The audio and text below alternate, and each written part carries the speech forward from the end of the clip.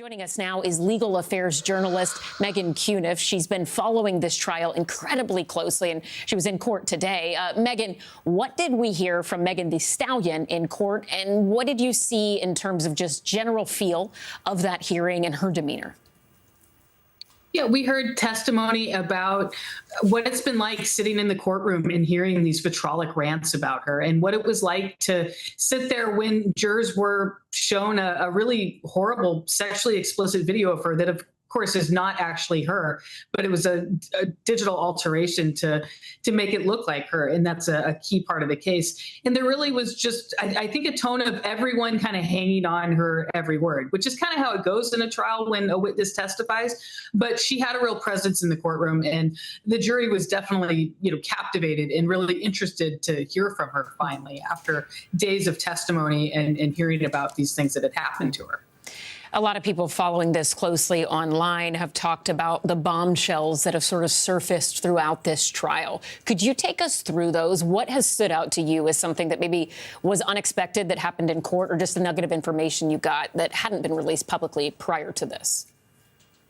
Yeah, I think this morning was really a dramatic moment when a man who used to work as a moderator for Milagro in her online streams, which is really common because there's so much traffic and so much chatter going on, that you'll have somebody else who takes care of that and works really closely with the person who's doing the show. And this was about how he quit and really had a parting of ways with her over the tone and direction of things. And he started weeping when he talked about just how vitriolic things were. He talked about how people were threatening to commit suicide, and he broke down and he really started sobbing. Sometimes in court, we'll see people get emotional and they're able to keep their composure and keep going. But he actually turned and had his back to the gallery and sobbed as the judge called an abrupt 5-minute recess. So I'd say that was the most dramatic moment. It's, of course, debatable what was the most important, but there's been a lot of testimony about, I think, a lot of stuff that's already been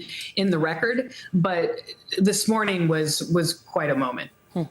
We often hear when people talk about defamation cases or libel cases that the burden of proof can be so high. Is that the case here, or is there a good shot that the prosecution could come out on top?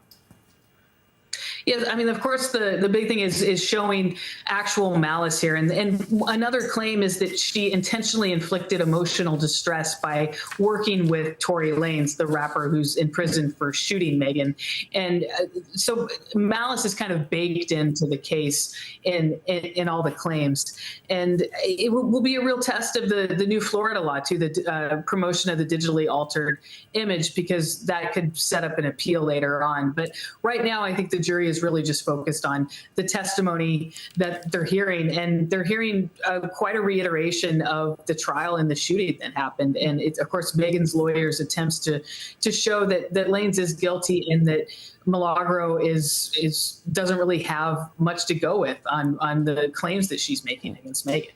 I mean, given that Florida has some new laws that could be at play here, is there any sort of recent criminal case that we could look at to say maybe there's some sort of precedent?